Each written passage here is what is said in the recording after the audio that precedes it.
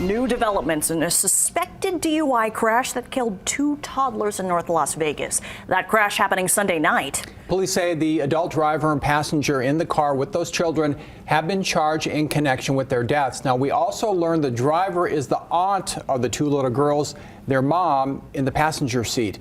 These are driver's license photos of the suspects, who police say are still recovering in the hospital.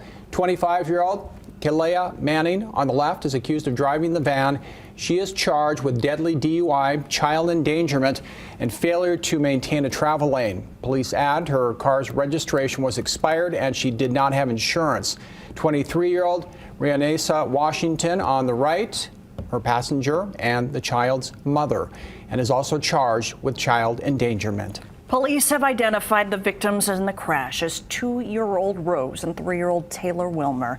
They say neither was strapped into a car seat when the vehicle left the roadway. This was near Lone Mountain and Clayton. It crashed into a palm tree head-on. One child died at the scene. The other passed away at the hospital. Police say the driver had a strong smell of alcohol and slurred speech and admitted to having 2 shots earlier. On top of suspected impairment, police believe speeding played a role in the deadly crash.